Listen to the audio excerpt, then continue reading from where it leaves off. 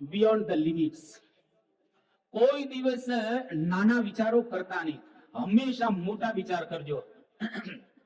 તમારી જેટલી લિમિટ હોય એ લિમિટ થી બહુ જ વધારે, થોડા વધારે નહીં, બહુ જ વધારે તમે વિચાર કરશો તો ખરેખર એ પ્રાપ્ત કરી શકવાના છો. મારે એક તમને પુસ્તકનું નામ આપવું છે, કદાચ તમને યાદ રહેશે, ન રહે તો કોઈકને પૂછી લેજો. રિચાર્ડ બાર્ક એની એક નવલકથા છે જેનું ટાઇટલ છે જોનાથન લિવિંગસ્ટન સીગલ. એને ગુજરાતી થયેલું છે સાગર પંખી. ફક્ત એક જ કલાકની અંદર તમે આ પુસ્તક વાંચી શકશો અને ગેરંટીની સાથે આ પુસ્તક વાંચ્યા પછી તમે જે કરતા હશો એની ડબલ સ્પીડ થઈ જશે. તમે જે વિચારતા હશો એના કરતા કંઈક જુદું તમે વિચારવા લાગશો. આ પુસ્તકની અંદર જબરજસ્ત વાત કરવામાં આવેલી છે. એ પુસ્તકનો સાર એક જ ખાલી વાક્યમાં હું તમને કહું, થોટ્સ આર વિંગ્સ. થોટ્સ એટલે કે વિચારો પાંખો છે. જે ખરેખર વિચારી શકે છે એ ઉડી શકે છે. જે લોકો વિચારી શકતા નથી એ લોકો ઉડી પણ શકતા નથી. If you can dream it, you can do it. જો તમે સ્વપ્ન સેવો, વિચાર કરો તો ખરેખર એ થઈ જ શકે, એમાં કોઈ શંકાને સ્થાન રહેલું નથી. 3 જૂના દ્રષ્ટાંત ખાલી એક વાક્યમાં તમને કહું. ન્યૂટને વિચાર કર્યો તો લો ઓફ ગ્રેવિટેશન. આઇન્સ્ટાઈને વિચાર કર્યો તો લો ઓફ રિલેટિવિટી. અને સ્ટીવનસને વિચાર કર્યો તો લો ઓફ મોશન. આ ત્રણેય જણાએ વિચાર કર્યો તો દુનિયાને કંઈક નવું આપ્યું. એટલે જે માણસ પોતાની લિમિટ થી વધારે વિચાર કરે એ માણસ પ્રાપ્ત કરી શકે. બહુ પ્રસિદ્ધ વાક્ય, બી થોટફુલ એન્ડ સ્પીક થોટફુલી.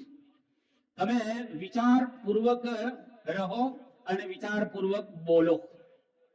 કોઈ એવી કલ્પના કરી શકે ખરો કે એક વાણંદની દુકાનમાં હજામત કરતો છોકરો, એને એવો વિચાર રહ્યા કરે અમેરિકાની અંદર કે મારે અમેરિકાના પ્રેસિડેન્ટ થવું છે. કોઈ એવો વિચાર કરી શકે લુહારની કોઢમાં એક લુહારની ભઠ્ઠી હોય એની અંદર કામ કરતો એક છોકરો એવો વિચાર કરે કે મારે અમેરિકાના પ્રેસિડેન્ટ થવું છે.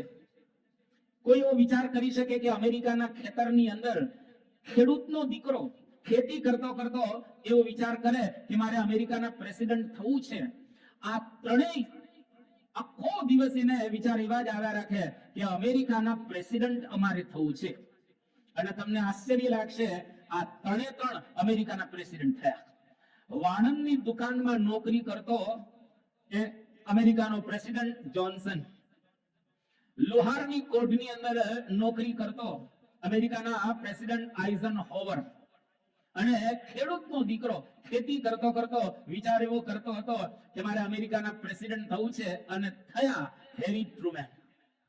એનો મતલબ એવો થયો તમે સાવ સામાન્ય હો, કશું જ તમારી પાસે એવું હોય નહીં, પણ જો તમારી પાસે એક વિચાર હશે કે મારે આ થવું છે તો ચોક્કસ તમે થઈ શકશો. એમાં કોઈ શંકાને સ્થાન રહેલું નથી. તમે વિચાર કરો, જે માણસનો જન્મ થાય અને માં મરી જાય, જેના લગ્ન થાય અને પત્ની મરી જાય, ધંધાનો પ્રારંભ કરે, એક બે ની ઘણી વખત ધંધાની અંદર ફેલ જાય, હતાશા, ડિપ્રેશન, ફ્રસ્ટ્રેશન અને આપઘાત કરવા સુધીના જેને વિચાર કરેલા હોય, અને રાજકારણમાં જંપલાવ્યા પછી એક વખત નહીં 11 વખત જેની હાર થાય, આ માણસને મરવા સિવાય હવે કશું જ નથી. પણ એના વિચાર એવા હતા કે મારે અમેરિકાના પ્રેસિડેન્ટ થવું છે, અને one of the best president થયા. કોણ?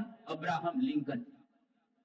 એનો મતલબ એવો થયો કે વિચાર જો ઊંચા આપણે કરીએ તો આજે નહીં તો કાલે, કાલે નહીં તો વર્ષ પછી, એક વર્ષ નહીં તો 5 વર્ષ પછી એ વિચાર હંમેશા સાકાર થશે, થશે અને થશે. એમાં કોઈ શંકાને સ્થાન રહેલું નથી. એટલા માટે આ મોટા વિચાર કરવા. Success begins with the fellow's will.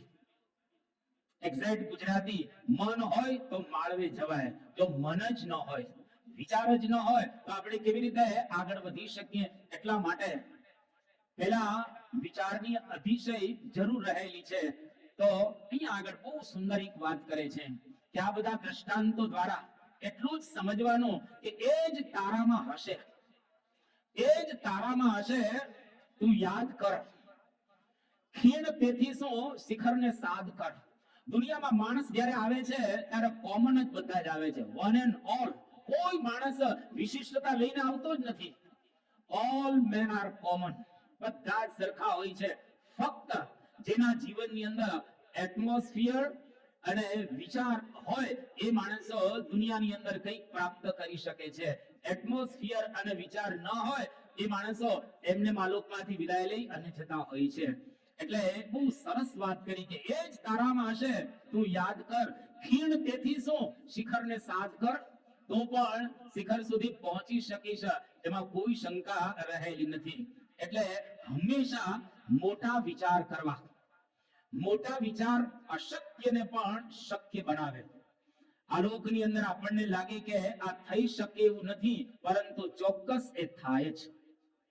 એક નાનકડો છોકરો, બહુ સરસ કથા છે. લગભગ એની ઉંમર 10 વર્ષની હતી. આ 10 વર્ષનો નિર્દોષ છોકરો એના મા બાપ એને છોડી દે છે અને આ છોકરો રખડતો રખડતો એક શહેરની અંદર આવ્યો અને એક હોટેલ હતી. હોટેલની અંદર એના માલિકને કહ્યું કે મને તમે નોકરીએ રાખશો. ત્યારે પેલા હોટેલના માલિકે કહ્યું કે અમારે અહીંયા આગળ વેકેન્સી જ નથી, અમારી હોટેલની અંદર તને સ્થાન નહીં મળે.